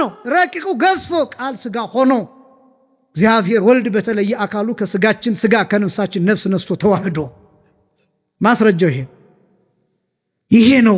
በጥምቀት ይህንን እንካፈለዋለን። ከዛስ ምን እንደሚሆን ታውቃላችሁ? መጨረሻ ላይ የሚሆነውን ቃል ልንገራችሁ። የዮሐንስ ወንጌል ምዕራፍ 20 ቁጥር 17 ላይ ማርያም መግደላዊትን ጌታ ራሱ የተናገራት አንድ ቃል አለ። ሂጂና ለወንድሞቼ ንገሪያቸው ይላል። ለምኖቼ ንገሪያቸው? ለወንድሞቼ ንገሪያቸው ይላል። እንደዚህ የሚለው ሐዋርያትን ለወንድሞቼ ንገሪያቸው ይላትና ቀጥሎ የሚለው ቃል የሚያስደነግጥ የሚመስል ቃል ነው። ወደ አባቴ ወደ አባታችሁ፣ ወደ አምላኬ ወደ አምላካችሁ አርጋለሁ ብለሽ ንገሪያቸው ይላል። እደግመዋለሁ። ሂጂና ለምኖቼ ንገሪያቸው ነው ያለ። ለወንድሞቼ ወደ አባቴ ወደ ምናችሁ? ወደ አባታችሁ፣ ወደ አምላኬ ወደ አምላካችሁ አርጋለሁ። አሁን ልብ በሉት። አባቴ አለ፣ ከዛስ ምናችሁ አለ? አባታችሁ አለ። አምላኬ አለ፣ ከዛ ምናችሁ አለ? በጥምቀት የሚፈጸመው ይሄ ምስጢር፣ በምስጢረ ጥምቀት የሚፈጸም በ40 ቀን በ80 ቀን በ40 ዓመት በ80 ዓመት ሊሆን ይችላል በተለያየ ምክንያት።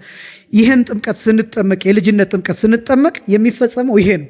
አባቴ ብሎ አባታችሁ ያለው ምንድን ነው ቢባል የባህሪ አባቱ ነው። የምን አባቱ ነው አልኳችሁ?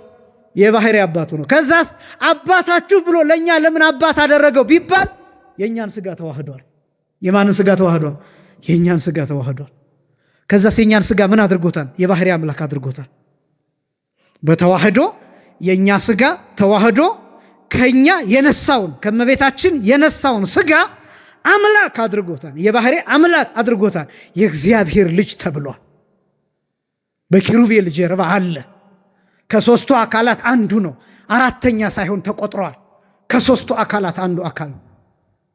ስለዚህ አባታችሁ ሲል የኛን ስጋ ተዋህዶ የራሱ አድርጎታል።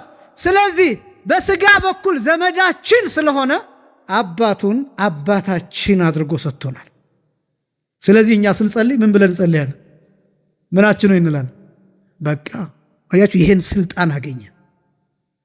ይሄን ስልጣን ማግኘት የሚቻለው በጥምቀት ብቻ፣ በጥምቀት ብቻ። ለዚህ ነው ቅዱስ ጳውሎስ ሲናገር ገላትያ ምዕራፍ 4 ከቁጥር 4 ጀምሮ አባ አባት ብለን የምንጠራበትን የልጅነት መንፈስ በውስጣችን ላክ። ይሄን መንፈስ መቀበል የሚቻለው መቼ ነው? ከውሃና ከመንፈስ ስንወለድ ብቻ። ያን ጊዜ ምን ማለት ይቻላል? አባት ብሎ መጥራት ይቻላል። የእውነት አባት፣ የእውነት አባት። ይሄ ብቻ አይደለም፣ አምላኬ ብሎ ከዛ ደግሞ አምላካችሁ ይላል። አምላኬ ብሎ ለምን ጠራው ቢባል ቅድመ ተዋህዶ ከተዋህዶ በፊት ስጋ ፍጡር እንደነበረ ለማጠየቅ። ልብ በሉ፣ ጥንቃቄ ይፈልጋል። ከተዋህዶ በፊት ፍጡር ማለት ምን ማለት ነው ቢባል እመቤታችን ፍጡር ናት አይደለችም? ፍጡር ናት። ስጋንና ነፍስን የነሳው ከማን ነው? ጌታ ከእመቤታችን ነው። ከመንሳቱ በፊት በእመቤታችን በቅድስት ድንግል ማርያም ባህሪ፣ አካል፣ ማንነት የነበረው ስጋ ፍጡር ነው። ከተዋሃደው በኋላስ በተዋሃደው ጊዜ አምላክ አደረገው። ምን አደረገው? አምላክ አደረገው። እዚህ ላይ ጥንቃቄ ይፈልጋል። ስጋ በጊዜ ተዋህዶ አምላክ አድርጎታል፣ አክብሮታል። በተዋህዶ ከበረ የሚባለው ይሄ ነው። በዚህ ጊዜ ከፋፍሎ ፍጡር እንደዚህ የሚሉ አገላለጦች ትክክል አይደሉም። ትክክለኛው አገላለጥ ምንድን ነው? ስጋ ቅድመ ተዋህዶ ፍጡር ነው። ቅድመ ተዋህዶ ምንድን ነው? ቅድመ ተዋህዶ ማለት ከተዋህዶ ምን ማለት ነው? በፊት ማለት ነው። ከተዋህዶ በፊት ፍጡር ነው። በተዋህዶ ጊዜ ግን አምላክ አድርጎታል። እንዲህ ሲባል ደግሞ ተለውጧል ማለት አይደለም። ስጋን ለውጦታል ማለት አይደለም። ልክ እኛ ወረቀት አቃጥለን አመድ እንደሚሆነው አይነት አይደለም። እንደዛ አይነት አይደለም። እንበለ ውላጤ ብለን እንገልጠዋለን። እንበለ ውላጤ ማለት ያለ መለወጥ ማለት ነው። ቃል ስጋ ሆነ ሲባል ቃል ወደ ስጋነት ተለውጦ ማለት አይደለም።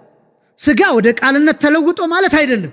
መለወጥ የሚባል ነገር የለም። በተአቅቦ በመጠባበቅ ስጋ የቃልን ርስት ገንዘብ አድርጎ ቃል የስጋን ርስት ገንዘብ አድርጎ ስጋ በቃል ርስት ገብቶ ቃል በስጋ ርስት ገብቶ። ይህን በባልና በሚስት ምሳሌ ላሳያቸው። ባልና ሚስት በስርዓተ ተክሊል በስርዓተ ቁርባን ሲጋቡ ከሁለትነት ወደ ስንትነት ይመጣሉ? ወደ አንድነት። በተዋህዶ ስንት ይሆናሉ? አንድ አካል ይባላሉ። ሰዎቹ ስታዩዋቸው ስንት ናቸው? ሁለት ናቸው። በምስጢር ግን ስንት ናቸው? አንድ ናቸው። በእርግጥ ይሄ ሁለት አካል የሚለውን የሚመለከት አይደለም። ደግሞ ከተዋህዶ በኋላ ሁለት አካል ብላችሁ እንዳትወስዱት። ግን ከተጋቡ በኋላ የባል አካል ለሚስት ነው፣ የሚስት አካል ለባል ነው። ይሄን ተዋህዶ ጠለቅ ብዬ ማስረዳት አልችልም፣ ለአንዳንዱ ጸያፍ ሊመስል ስለሚችል። ልክ እንደዚህ የቃል ርስት ለስጋ ሆኗል፣ የስጋ ርስት ለቃል ሆኗል ሳይለወጡ። ከዛስ እኛ ስንጠመቅ በስጋ በኩል ስጋ ከቃል የወሰደውን ርስት እንካፈላለን። በጣም እኮ አስደናቂ። ከዛ ምን እንደምንባል ታውቃላችሁ? የጸጋ አምላክ እንባላለን። የጸጋ ምን እንባላለን? አምላክ። የባህሪ አምላክ አይደለም፣ የጸጋ አማልክት ተብለን እንጠራለን። እንዲሁ በጣም በጣም በጣም የሚደንቁ ነገሮች ናቸው ያሉት፣ ለማስረዳት የሚከብዱ። ስለዚህ ጌታ ምንድን ነው ያለው? አባቴ አባታችሁ፣ አምላኬ አምላካችሁ። አምላኬ ብሎ ለምን ጠራ ቢባል የተዋሃደው ስጋ ይዞት የተነሳው ስጋ ይዞት የሚያርገው ስጋ ወደ ሰማይ ይዞት የሚሄደው ስጋ ኪሩቤል የሚያመሰግኑት አሁንም የሚመሰግነው ስጋ በኋላም ለፍርድ የሚመጣው ከመለኮት ጋር የተዋሃደው ስጋ ያልተለየው ስጋ ከተዋህዶ በፊት ምን ነበር ብያቸዋል? ፍጡር ነበር። ስለዚህ አምላኬ ብሎ ጠራ። የተዋሃደው ስጋ ከሰማይ የመጣ አይደለም። በጣም ብዙ ነገሮችን የሚያሳይ ነው ይሄ። ምክንያቱም በዛ ዘመን ይነሱ የነበሩ መናፍቃን፣ በተለይ በመጀመሪያው ክፍለ ዘመን፣ በሁለተኛው በሶስተኛው ክፍለ ዘመን ይነሱ የነበሩ ሰዎች ስጋ ከላይ ነው የመጣው፣ እንዴ እግዚአብሔር እንዴት ብሎ የሰውን ስጋ ይዋሃዳል? እንዴት እንዴት የሰው ነው? ሰው እኮ ርኩስ ነው እያሉ የሚናገሩ። ይሄ ብቻም አይደለም፣ ራሷን እመቤታችንን ክብር ይግባትና ከሰማይ ነው እንጂ የመጣችው ከሰው አልተገኘችም፣ ከትዳር አልተገኘችም። ሐናና ኢያቄም የሚባሉ ሰዎችም የሉም፣ እናት አባትም የላትም፣ ከትዳርም ከጋብቻም ከሩካቤም አልተገኘችም ብለው እመቤታችን ከሰማይ ዱብ ብላ ወረደች። ከዛ መጣና ከሷ ስጋን ነፍስን ተዋሃደ የሚሉ ሰዎች አሉ። ይሄ ብቻ ሳይሆን አይ አንዳንዶቹ ደግሞ አዎ ድንግል ማርያም የምትባል ሴት አለች፣ ከሐናና ከኢያቄም ተወልዳለች፣ ግን በሷ ማህፀን ስጋ ከሰማይ አምጥቶ ከዛ በሷ ማህፀን ሰርቶ ልክ እንደ ኬክ ጋግሮ እንደ ዳቦ ጋግሮ እንደ እንጀራ ጋግሮ ልክ እንደዛ ተዋሃደ እንጂ ከሷ ስጋን ነፍስን አልነሳም የሚሉ ሰዎች ትመለከታላችሁ። መጽሐፍ ደግሞ የኢየሱስ እናት እያለ ይገልጣታል። እናትነት የሚገለጠው በዚህ ስለሆነ፣ ስለዚህ በጣም ብዙ ክህደቶች ነበሩ። እነዚህን ሁሉ ክህደቶች አፈር ድሜ የሚያበላው ቃል አምላኬ አምላካችሁ የሚለው ቃል፣ ስለ ቃሉ የአምላካችን እግዚአብሔር ስም የተመሰገነ ይሁን። ስለዚህ ዳግም መወለድ ብለን የምንጠራው ከኃጢአት መላቀቅ ከቁራኝነት መላቀቅ የምንለው ይሄ ነው። ሰው ይሄን መንፈስ ሲቀበል ከሰይጣን አገዛዝ ነፃ ይሆናል። ከዛ ቀጥሎ ሊቃውንቱ እንዲህ ይላሉ፣ እንከሰ ይላሉ ኢንወርድ ታይተ አላን ተለወ ፈድፋደ ለዘፈጠረን። እንግዲህ ወዲህ ወደ ታች አንወርድም። ወዴት አንወርድም? ወደ ታች አንወርድም። አላን ተለወ ፈድፋደ ለዘፈጠረን ማለት የፈጠረንን አምላክ እንከተላለን። ለምን? በውስጣችን መንፈሱ አለ። የትኛው መንፈስ? አባታችን ሆይ ብለን የምንጠራበት፣ አባ አባት ብለን የምንጮህበት መንፈስ በውስጣችን ስላለ ወደ ታች አንወርድም። ዲያብሎስ ፈልጎን ሲመጣ የእሱ አይደለንም፣ የእግዚአብሔር ልጆች ነን። የማን ልጆች ነን? የእግዚአብሔር ልጆች። በጥምቀት ይህን ነው ገንዘብ የምናደርገው። በጥምቀት ይህን ጸጋ ነው ገንዘብ የምናደርገው። አንድ ነገር ብቻ ላስታውሳችሁ፣ ይሄ መንገድ እንዴት እንደተገለጠ፣ ወደዚህኛው መንገድ ደግሞ እንዴት እንደምንገባ።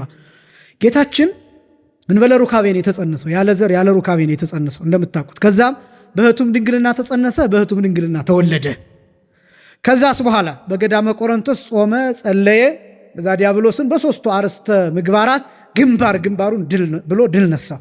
ከዛስ ተሰቀለ። ከዛስ ሲሞት ምን ተከሰተ? ጌታ ሲሞት ነፍሱን ከገዛ ስጋው በስልጣኑ ለየ። በምኑ ላይ ያልኳችሁ? በስልጣኑ ላይ። ዲያብሎስ መጥቶ ነበር፣ መስቀል ላይ ተገኝቶ ነበር። ክርስቶስም ነፍሱን ከስጋው ለመለየት ግን አቅም አላገኝም።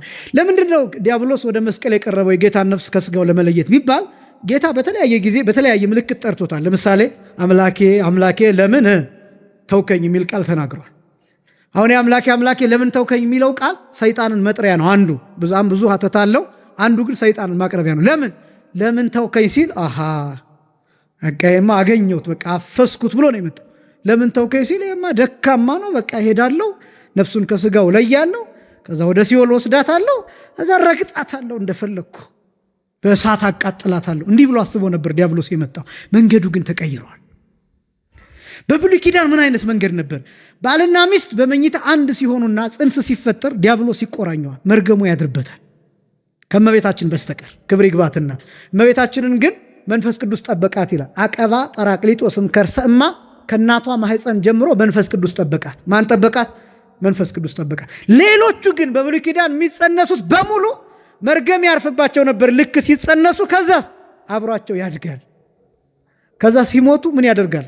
ዲያብሎስ ይመጣና ፊቱን ያሳያቸዋል። ፊቱን ህሱም ገጹን ጽሉም ራእዩን ብለው ይገልጡታል ሊቃውንቱ። ህሱም ገጹን ማለት ክፉ ፊቱን ማለት ነው። ጽሉም ራእዩን ማለት ጨለማ የሆነ ጥቁር መልኩን ግልጥ አድርጎ ሲታያቸው ሰዎቹ ይንፈራገጣሉ።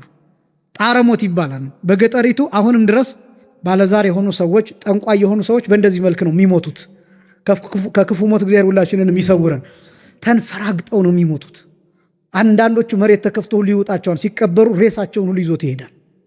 በእውነት ክፉ አሰራር ነው ይሄ። የጥንቆላ አሰራር፣ የአስማት አሰራር፣ የክፉ መንፈስ አሰራር በእውነት ከእግዚአብሔር ስም ውጭ፣ ከቅዱሳን ከመላእክት ስም ውጭ፣ ከመቤታችን ስም ውጭ ያለው ክፉ ነው። እሱ ይቆራኛቸዋል፣ ያድርባቸዋል፣ ክፉ ስራ ያሰራቸዋል። በጣም ከባድ ነው እና በብሉይ ኪዳን ይሄ ነበር። ልክ እንዳውም የሚገልጡት መተርጉማኑ ወንዶች 40 ቀን ድረስ መከራው ይጸናባቸውና እየተንፈራገጡ መቃብራቸውን ያህል ይቆፍራሉ፣ ጉድጓድ ይቆፍራሉ በእግራቸው። ከዛስ በዛው ይቀበራሉ፣ አፈር ማልበስ ብቻ። ሴቶቹስ እስከ 80 ቀን ድረስ መቃብራቸውን እየቆፈሩ ይቆያሉ። ከዛስ እዛው ጉድጓዱ ላይ አፈር ማልበስ ብቻ። በብሉይ ኪዳን እንደዚህ ነበር። ውዳሴ ማርያም ላይ ትዝ ይላችኋል።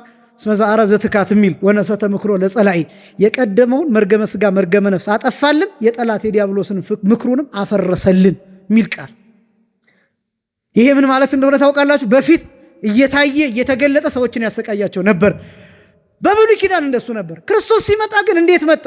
ያለ ዘር ያለ ሩካቤ ተጸነሰ፣ በእህቱም ድንግልና ተጸነሰ፣ በእህቱም ድንግልና ተወለደ። ንጽሐ ጠባይ ሳያድፍበት እየጾመ እየጸለየ እየሰገደ ምንም እንከት ነውር ሳይገኝበት ኖረ፣ አደገ። ከዛስ በመስቀል ላይ ተሰቀለ። ከዛስ ዲያብሎስ ሲመጣ ቀጠቀጠው። በአራቱ ማዕዘን ነፋሳትን ለቀቀበትና አስጨነቀው። ከዛ እንደዚህ አድርጎ መንገዱን ቀየረው። ከዛስ ዲያብሎስን ድል ከነሳ በኋላ ከጎኑ ውሃ አፈለቀ። ተመልከቱት እንዴት እንደተጠቃለለ ታሪኩ። ከጎኑ ደምና ውሃ አፈለቀ። መቼ? ሲሞት። ማን ሲሞት? ክርስቶስ ሲሞት። ነፍሱን በገዛ ስልጣኑ ከለየ በኋላ። ለምን? በብሉይ ኪዳን በዲያብሎስ ስልጣን ነበር ነፍሳት ከሰዎች ይለዩ የነበረው። በዲያብሎስ ስልጣን ስላችሁ በማሰቃየት ምንም እንኳን እግዚአብሔር ሳይፈቅድ አይደለም እንደዛ የሚደረገው፣ እግዚአብሔር ሳያውቅ አይደለም፣ እግዚአብሔር እውቅናና ፈቃድ ውጭ ነው ማለት አይደለም። ግን በዲያብሎስ ክፋት ነበር ነፍሳቸው ከስጋቸው ይለየ ነበረው። አሁንስ ክርስቶስ በራሱ ፈቃድ ነፍሱን ከስጋው ለየ፣ መንገዱን ለወጠው። ከዛ መንገዱን እንዴት አድርጎ አሳየ? ውሃ አፈለቀበት። መንገዱን ውሃ አፈለቀበት፣ ደም አፈሰሰበት። የጥምቀት መንገድ ይሄ ነው። ከዛ እኛ የት ነው የምንወለደው? የት ነው የምንሰራው? ዳግም የምንወለደው የት ነው ቢባል ከጉድጓዱ ነው የምንወለደው።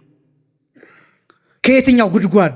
የለንጊኖስ ጦር የተሰካበት የጌታ ቀኝ ጎን ጉድጓድ፣ ውሃ የፈለቀበት የጌታን ቀኝ ጎን ጉድጓድ፣ ደም የፈሰሰበት የጌታ ቀኝ ጎን ጉድጓድ፣ መላእክት ጽዋ የደቀኑበት የጌታ ቀኝ ጎን ጉድጓድ። ይሄ ነው የተወለድንበት። ትዝ ይላችኋል የዮሐንስ ወንጌል ምዕራፍ 4 ላይ ከሳምራዊቱ ሴት ጋር ጌታ ቃለ ምልልስ ሲያደርግ እኔ የምሰጥሽን ውሃ ብትጠጪ የማያስጠማ ነው እና ይህን ብታውቂ ኖሮ አንቺ ራስሽ እንዲህ ባልተከራከርሽም ነበር እያለ ቃልና አድርጎ ራሱን እየገለጠላት ምን እንዳለችው ታውቃላችሁ? ሳምራዊቷ ሴት አንተኑ ተአቢ እሚያዕቆብ አቡነ ዘወሀበነ ዘንተ አዘቅተ ነው ያለችው።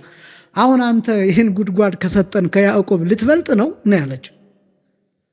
አሁን አንተ ይህን ጉድጓድ ከሰጠን ከያዕቆብ ልትበልጥ ነው አለችው። ያዕቆብ ትልቅ ሰው ነው፣ የሚከበር የዮሴፍ አባት ነው፣ የዘራቸው መነሻ ነው፣ ልክ ነው፣ ቅዱስም ነው፣ ጻድቅም ነው። እሷ ግን የምታውቀው ያዕቆብን ስለሆነ ጌታን ስላልተረዳችው ስላላወቀችው ገና ማንነቱን ስላልገለጠላት አሁን አንተ ይህን ጉድጓድ ከሰጠን ከያዕቆብ ትበልጣለህ። ጉድጓድ ትልቅ ንብረት ነው፣ ያን ጊዜ የህዝብ ሀብት ነው። እንዳሁኑ ገፈርሳ ምናምን እንደሚባለው ውሃም እንደምናገኝበት ቦታ ልክ እንደዛ እንደ ለገዳዲ እንደዛ ትልቅ ሀብት ነው። ወጎቹ ከብቶቹ የሚጠጡበት ቦታ ነው። አካባቢው በረሃ ስለሆነ ስለዚህ ትልቅ ሀብት ነው። ስለዚህ ያ ትልቅ ጥሪት ስለሆነ አሁን አንተ ይህን ጉድጓድ ከሰጠን ከያዕቆብ ትበልጣለህ አለችው። ጌታ ግን ለዚህ መልስ የሰጣት መቼ እንደሆነ ታውቃላችሁ? ተሰቅሎ ልክ ጎኑ ሲወጋ ጎኑ ጉድጓድ ይሆናል። ያ የማያስጠማ ውሃ ያለው ከጎኑ መፍለቅ ይጀምራል። ከዛ ይሄ ውሃ እስከ ዓለም ፍጻሜ ድረስ ሳይቋረጥ እየተጠጣ ይኖራል። አያልቅም። ያርሳል፣ ይቀድሳል፣ ያነጻን፣ ይለያን፣ የእግዚአብሔር ልጅ ያደርጋን፣ ወደ ሰማይ ይወስዳን። በቃ ማረፊያ ጉድጓድ ነው። መንገዱ ተቀየረ። ይሄን መንገድ መቀላቀል የሚቻለው በጥምቀት ብቻ ነው። ስለዚህ ስርየተ ኃጢአት የሚባለው ከቁራኝነት መላቀቅ የሚባለው ይሄ ነው። ይኸውላችሁ ይችን ብቻ ልናገር። ዲያብሎስ ተሸነፈ፣ ወደ ገሃነመ እሳት ሄደ። ክርስቶስ አሸነፈ፣ ከጎኑ ጉድጓድ ውሃ ፈለቀ። ስለዚህ መንገዱ ሁለት ሆነ። ስንት ሆነ? ሁለት ሆነ። ዲያብሎስን የተከተለ ወደ ሲኦል ይሆናል። የጌታን ጎኑን የተከተለ ወደ ሰማይ ይሄዳል። አርገ እግዚአብሔር ከመያለቡ እርገተ ጻድቃን ንጹሐን፣ የንጹሐንን ጻድቃን የክርስቲያኖቹን ማረግ እንዲያረጋግጥ ወደ ሰማይ አረገ። ምን አለን? እጠብቃችኋለሁ በሰማይ በአባቴ ቤት ብዙ መኖሪያ አለ፣ ከዛ በዚያ ስፍራ አዘጋጅላችኋለሁ፣ ተመልሼ እወስዳችኋለሁ። በእውነት ተመልሶ ሁላችንንም ይውሰድን። ይሄ ነው የጥምቀት መንገድ የሚባለው። ይሄ ነው የመጀመሪያው ከቁራኝነት መላቀቅ የሚባለው። ይሄን መንገድ መከተል ከሰይጣን ምርጫ ነፃ መሆን፣ ከሰይጣን አገዛዝ ነፃ መሆን ነው። ሁለተኛው ግን ስርየተ ኃጢአት የሚባለው ኃጢአት የሚሰረይባት አንዲት ጥምቀት የተባለችው ለምሳሌ ከሆነ ሃይማኖት የነበሩ ሰዎች ቢመጡ የልጅነት ጥምቀት የሚጠመቁ እንበልና ሙስሊሞች እንበል፣ ያው ሲወለዱ ጀምረው ሙስሊሞች የነበሩ ሰዎች በሆነ ጊዜ ኦርቶዶክስ መሆን እንፈልጋለን ብለው ቢመጡ 40 ዓመታቸው ሊሆን ይችላል፣ 50 ዓመታቸው ሊሆን ይችላል። እንደ አባቶቻችን እንደ ሐዋርያት ስርዓት ቢበዛ 3 ዓመት እንዲማሩ ይደረጋል። 3 ዓመት ግዴታ አይደለም፣ ግን 1 ዓመትም 2 ዓመትም ወራትም ሊሆን ይችላል እንደ ሁኔታው እንዲማሩ ይደረግና ከተማሩ በኋላ መጀመሪያ ፍጹም ጥምቀት ከመጠመቃቸው በፊት እግዚአብሔር ዘብርሃናት የሚባል ከ7ቱ ኪዳናት አንዱ ጸሎት አለ። እሱ ይጸለይላቸዋል። እሱ እየተጸለየ ጸበል እንዲጠመቁ ይደረጋል። ውሃው እየተባረከ እግዚአብሔር ዘብርሃናት ይደገምበታል። 40 ቀን ይጠመቃሉ። ስንት ቀን ይጠመቃሉ?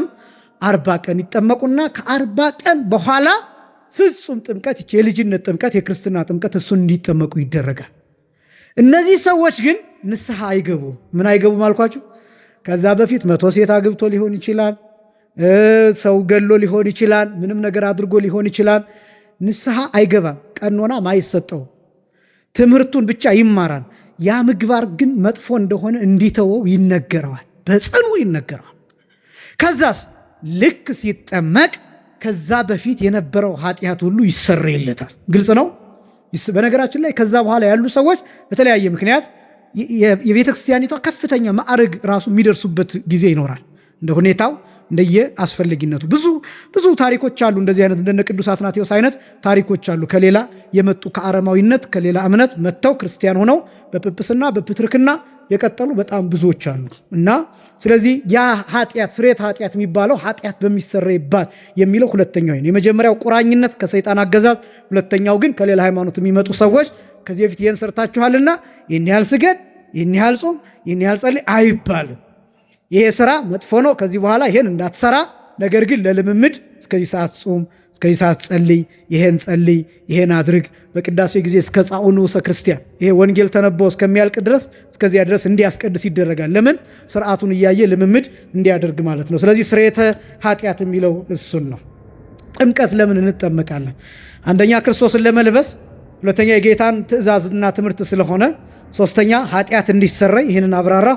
አራተኛ ጌታን በመከራው የምንመስልበት ስለሆነ የሚጠመቅ ሰው ብቅ ጥልቅ ብሎ ይህን ቃል በቃል ሮሜ ምዕራፍ 6 ከቁጥር 1 ጀምሮ ቤታችሁ ስትገቡ አንብቡት። በሞቴ ቤታችሁ ስትገቡ ሮሜ ምዕራፍ 6 ከቁጥር 1 ጀምሮ ያለውን አንብቡት። ሳምንትም ይህንን ስለምንገልጽ አንዱ የጥምቀት ዋና የመጽሐፍ ቅዱስ ሐሳብና መልእክትም ይሄ ስለሆነ ጌታን በመከራው የምንመስልበት ስለሆነ፣ ለምሳሌ የሚጠመቅ ሰው 3 ጊዜ ብቅ ጥልቅ ብሎ ይጠመቃል።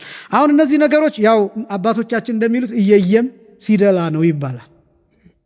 ይሄ ክርስትና ቤት ባለበት የቤተክርስቲያኑ የአገልግሎት ቤቶቹ በተሟሉበት ማለታችን እንጂ እነዚህ ባልተሟሉበት ጊዜ ግን በእንባ ጥምቀት ይደረጋል። ወደፊት እናየዋለን። በደምም ጥምቀት ይደረጋል።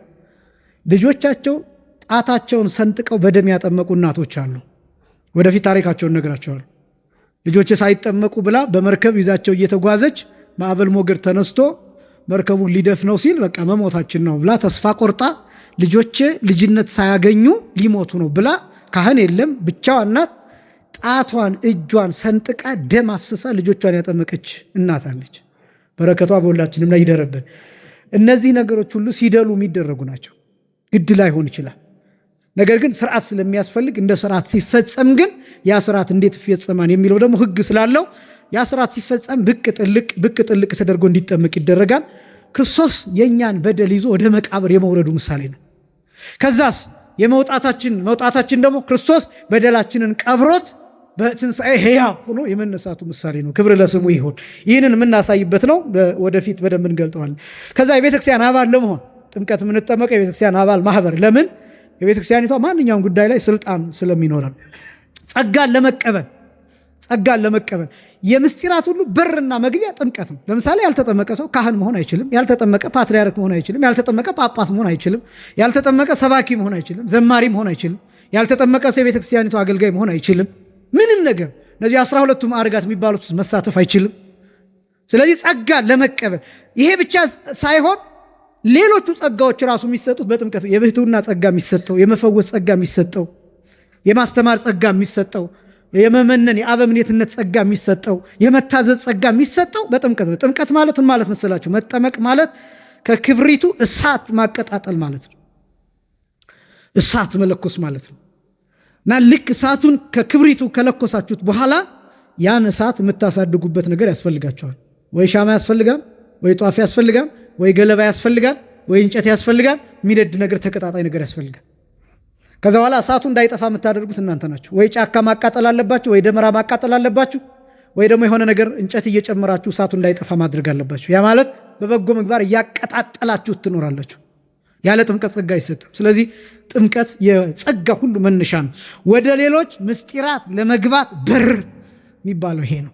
ጸጋ የሚለውን አብራራና ሳምንት ከዛ በኋላ ጥምቀት እንዴት ይከናወናል የሚለውን ጨርሰን ምስጢረ ሜሮንን ደርበን እንደ ጊዜያችን የሜሮንን ምስጢር ደግሞ አይተን ሜሮን እንዴት ተገኘ፣ እንዴት ይከናወናል፣ ለምንድነው ጥቅሙ የሚለውን እሱን ሳምንት ከዚህ ከጥምቀቱ ማጠቃለያ ጋር አድርገን ከዛ በኋላ ወደ ቀጣዩ ክፍል እንሄዳለን ማለት ነው። ስለዚህ ጥምቀት ለምን እንጠመቃለን? ክርስቶስን ለመልበስ የጌታ ትእዛዝና ትምህርት ስለሆነ ኃጢአታችን እንዲሰረይ ከቁራኝነት እንድንላቀቅ የጌታን መከራ የምንመስልበት ስለሆነ የቤተክርስቲያን አባል የምንሆንበት ስለሆነና ጸጋ የምንቀበልበት እንዲሁም ደግሞ ወደ ሌሎች ምስጢራት ለመግባት ለምሳሌ ምስጢረ ተክሊል የሚፈጸመው፣ ምስጢረ ቁርባን የሚፈጸመው፣ ንስሐ የሚፈጸመው፣ ቀንዲል የሚፈጸመው፣ እነዚህ ነገሮች ሁሉ የሚፈጸሙት ሰውየው ክርስቲያን ከሆነ ብቻ ነው። ክርስቲያን ለመባል ደግሞ መጠመቅ አለበት። ስለዚህ ጥምቀት የምስጢራት ሁሉ በር መግቢያ ነው እና በጣም ወሳኙ ነጥብ ነው። ለሳምንት ይቆየንና ሳምንት ይህንን አይተን ምስጢረ ሜሮን እንመለከታለን። ስለነበረን ጊዜ የአምላካችን እግዚአብሔር ስም የተመሰገነ ይሁን። እውነት ጸጥ ብላችሁ በትኩረት ስለተከታተላችሁ ለሁላችሁም እግዚአብሔር ጸጋ በረከት ያድላችሁ። ያስተማረን የአባቶቻችን አምላክ እግዚአብሔር ይክበር ይመስገን። የሳምንት ሰዎች ይበለን። ስብሐት ለእግዚአብሔር።